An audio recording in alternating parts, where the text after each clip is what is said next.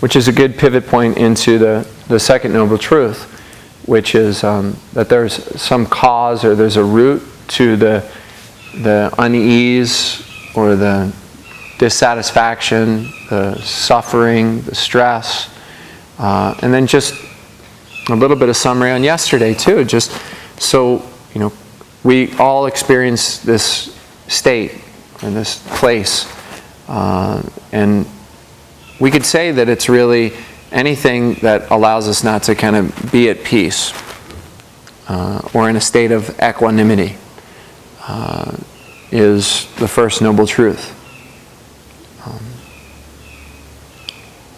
And then the root of that, again, classically, or in this philosophy, is based on push, pull, and neutral. And you could say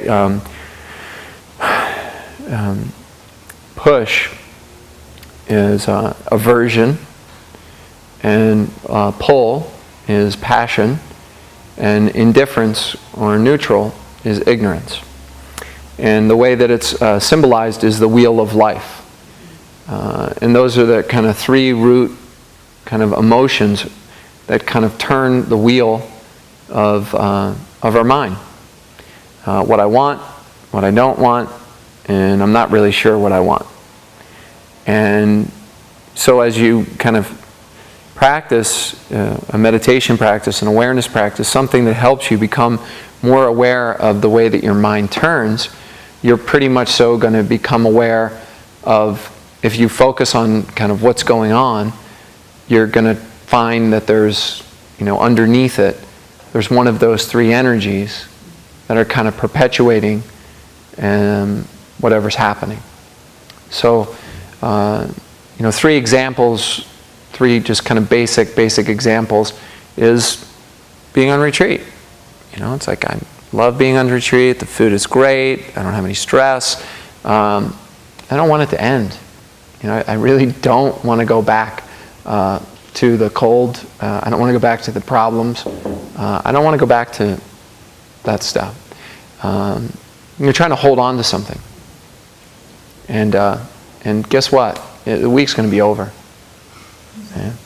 So there's a kind of sense of you're trying to hold on to something you can't hold on to. Or a good meal. A really good meal. This food is so good. Oh man.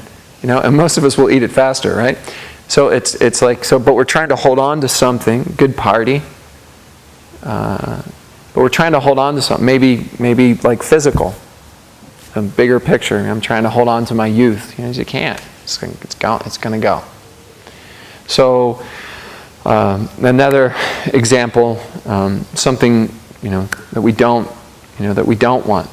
We're in a situation, whether it be at work or at home, and it's happening, and we're in the middle of it happening, and we just don't want this to be happening right now. Right? So there's just a fair amount of really pushing it away. And so we kind of have that. And then the third one is just kind of indifference or neutral or whatever. I don't really know. I kind of don't know what to do. And I find it a fair amount. I used to be like this, and I'm not like this as much, but just kind of living on the fence. Just kind of living on the fence. I just don't know what to do. And at some point, it's just like, just get off the fence. Just make a decision.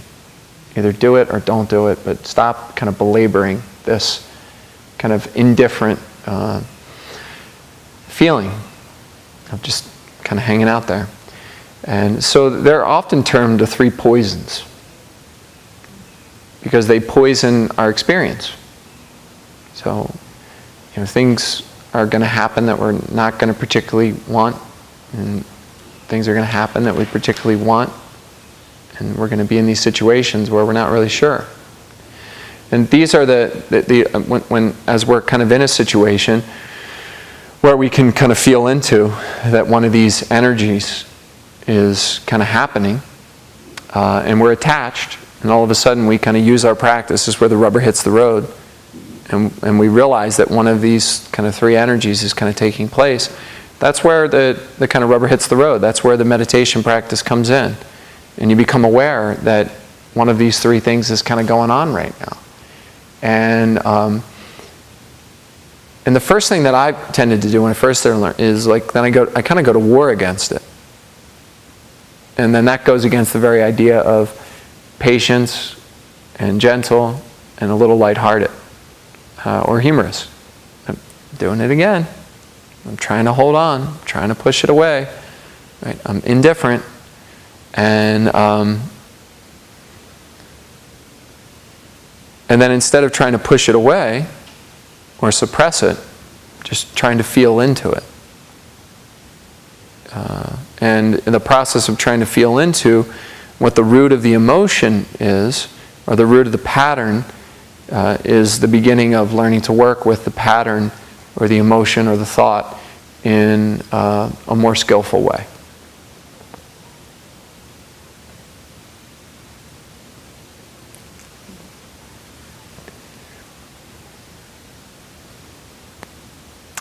Yeah, and I definitely don't want to go into the wheel of life.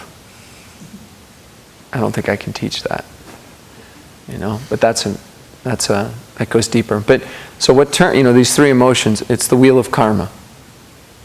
So it's the wheel of karma.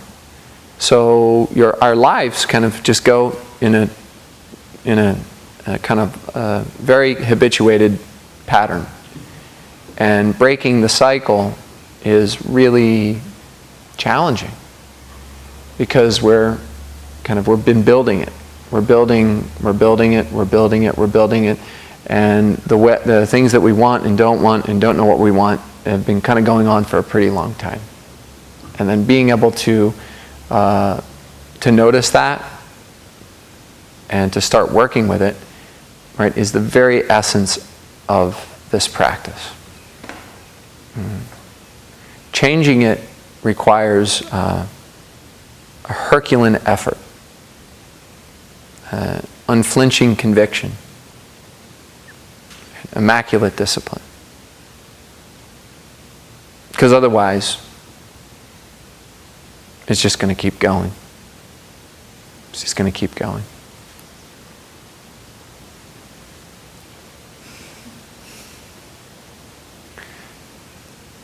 Questions on that? Laura? I have questions. I'd just like to make a comment. Sure. I agree with what you just said 1,000%. And I think that it's important for everyone to understand that every person in this room is capable of doing that. Yeah. Serious. Yeah. And if you think you're not, come talk to me. Yeah. Thinking. Thinking. Right? Thinking. I can't do that. Thinking. You can do it. Right? Thank you, Lar. That's part of the whole part of like your true nature. Or beginner's mind, or pure mind, original mind, whatever you want to call it. Right? You have the capacity to work with anything. Everything's workable. And as soon as you recognize that there's something you want to work on, that's 99% of the battle. Mm-hmm. Mm-hmm.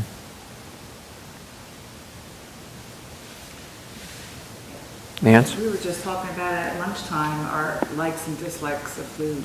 I mean, that's a very simple one that we commonly experience, and it's something to ponder.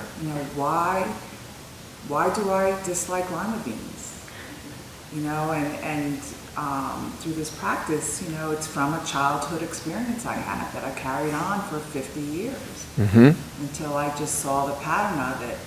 And then ate a lima bean for the first time and really, it's not that bad. Yeah. I had that with Brussels sprouts. Yeah. No, I seriously did. Yeah. Right. And it's not, and don't misunderstand this, because it's not like you can't have preferences. It's like, oh, okay, I can have preferences. It's like, of course you can. But it's just when what happens when you don't get your preference? Do you suffer? Or do you Find a way to get through it. Yeah, you just, it kind of is what it is. It's okay to like chocolate ice cream. I don't like vanilla, I like chocolate. It's okay to, kind of like your meat, not well done, but kind of medium rare. You know, it's okay to, like, you know, but it's just how do we react to when things don't go the way that we planned? And are we able to kind of work with it?